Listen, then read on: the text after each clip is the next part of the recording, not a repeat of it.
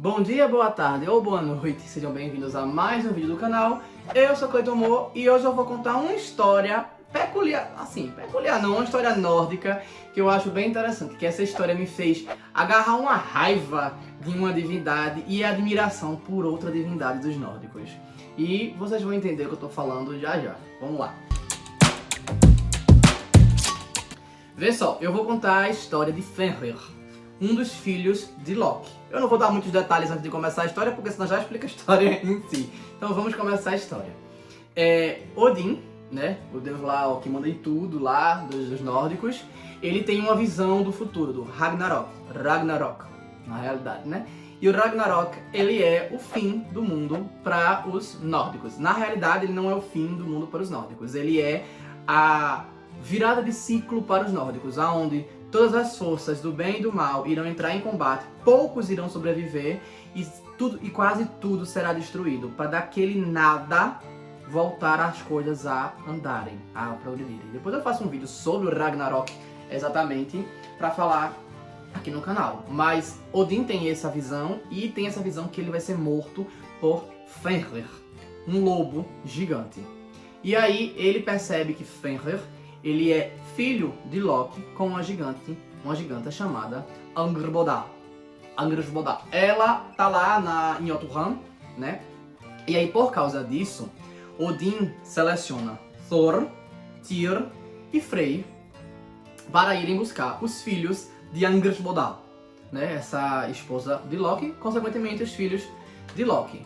Olha, não se atentem à questão de Loki ter esposa. Na verdade ele tem filhos, porque ele tem uma esposa no castelo dos Aziz, ele tem uma esposa em Jotunheim e ele ainda tem um outro filho que eu faço um vídeo no canal depois, para vocês terem uma noção. No total dão 6 filhos, mas enfim, esses 3 são, nessa história são os mais importantes.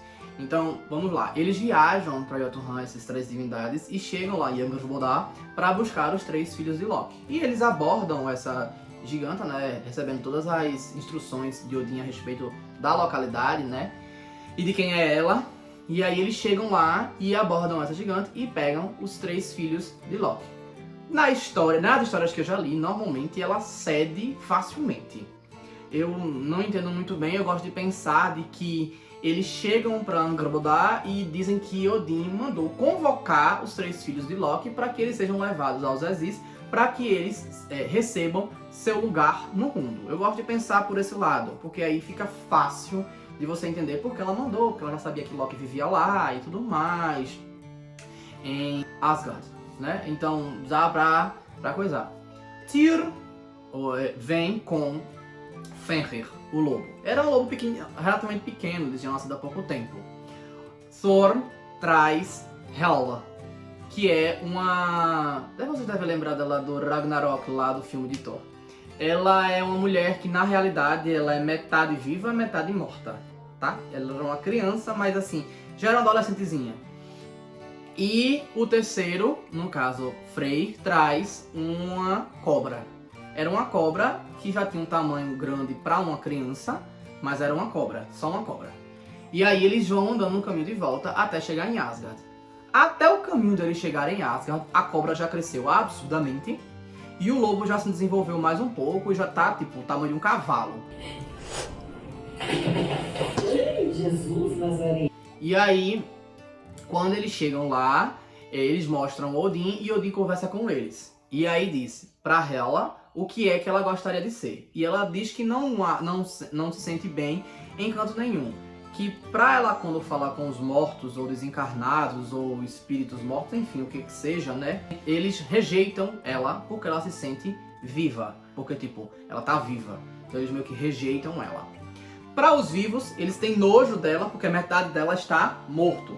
E aí ela nunca se encaixa em canto nenhum.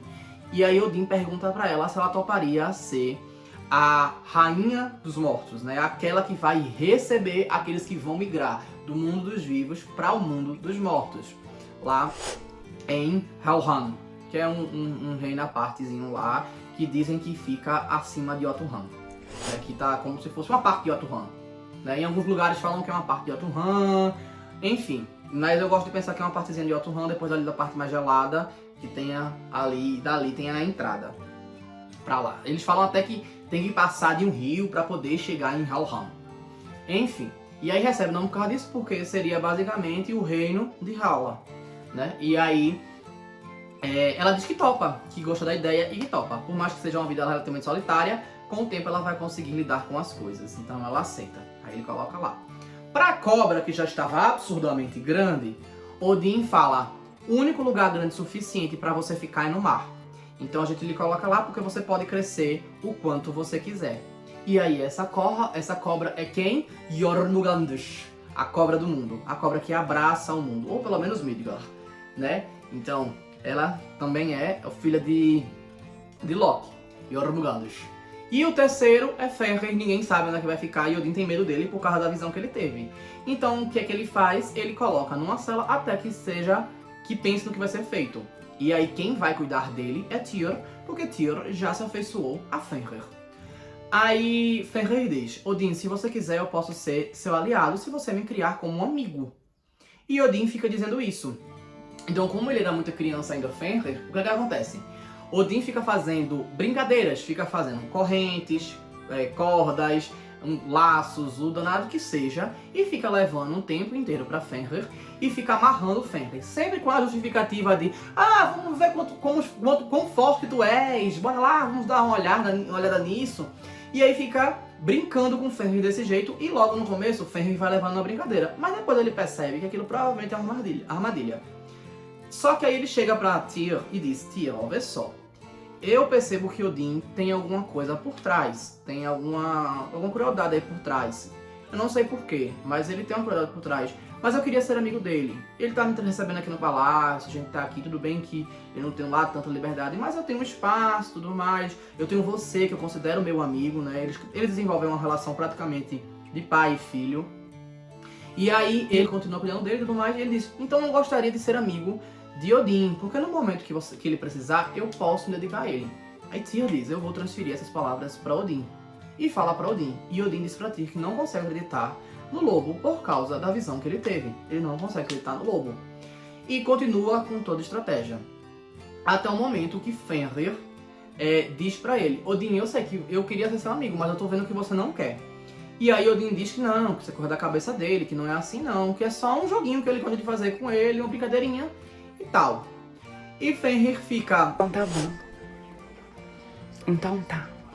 Tá. Odin decide, enfim, pedir para uns anões para criarem uma corda que jamais ela possa ser soltada, né? Que ela não vai conseguir romper de jeito nenhum. Que ela possa esticar, mas não possa romper. Basicamente é uma corda de elástico, um elástico muito forte, né? E aí ele pede para os anões, e os anões dizem que conseguem desenvolver isso com um tempo determinado.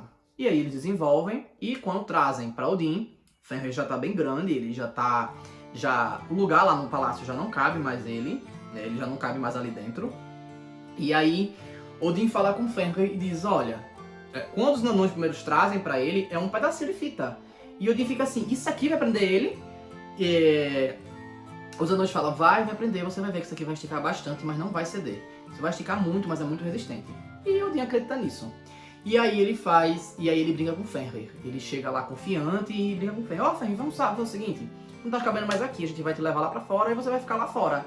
Só que a gente vai continuar a brincadeira da gente. E eu vou levar essa cordinha aqui, ó. Muito simples e tal, não sei o quê. E a gente vai te prender e tu vai ter que se bater todinho pra ver se tu consegue se libertar.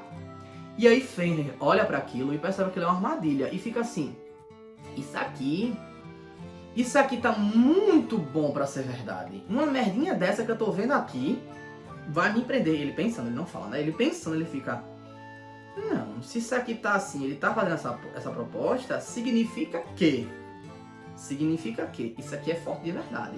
Então, pera aí, deixa eu fazer uma coisa aqui. Aí ele diz: beleza, Odin, eu topo, desde que tenha uma divindade que ponha a mão na minha boca, por garantia. Porque caso eu não consiga me soltar, você vai ter que me soltar. Se você me solta, solto sim, pronto. Então, se você não me soltar, eu vou fechar meus dentes na mão da divindade. E aí os deuses ficam assim, gente, quem é que vai topar isso? Aí eu digo, não, mas é só uma brincadeira, a gente vai te soltar assim, caso você não consiga soltar e tudo mais, não sei o quê. E Fenrir diz, não, é uma brincadeira, vamos entrar na brincadeira, você fez a sua proposta, eu vou fazer a minha proposta, vamos brincar? Vamos brincar? E aí Odin fica, eita, ferrou, e agora, como é que faz? Aí Tyr pega e diz, eu faço.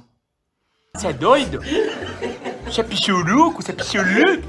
E aí os deuses, aí Odin faz, ah, olha aí, tá vendo? É só uma brincadeira, Tyr vai fazer isso e tal, não sei o que mais lá. Fenrir olha pra cara dele, meio que encara, tipo, o que é que ele tá aprontando? E aí eles saem, vão pra fora do palácio e ficam lá num lugar afastado, né? Em frente a uma lagoa. E aí Fenrir pega e diz, eu vou deixar ser preso. Porque todas as vezes que tu foi fazer esse teste, Fenrir teve que deixar de ser preso, né? Eles não pegaram a força. Porque senão eles já iam alcançar a raiva do lobo, né? Já iam ter a raiva do lobo. Numa situação em que o lobo leva na brincadeira e vai sendo preso com o passar do tempo, o tempo inteiro, levando a brincadeira, como um treino, como tudo mais, ele tudo bem. Mas, numa situação que você pega a força, ele já ia ter raiva automaticamente, por ter conversa, não tinha nada, né? Mas nesse caso, não.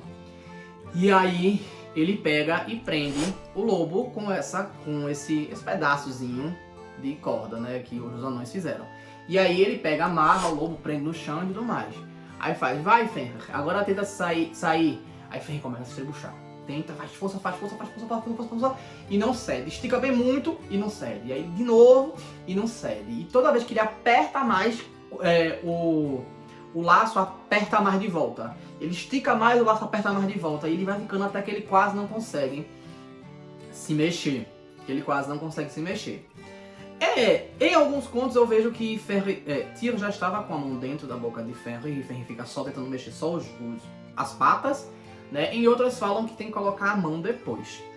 E aí eu gosto de pensar que Tyr já estava com a mão na boca de Fenrir. E aí os deuses começam a rir. Odin começa a debochar de Fenrir. E Fenrir percebe que ele estava certo e que era uma armadilha.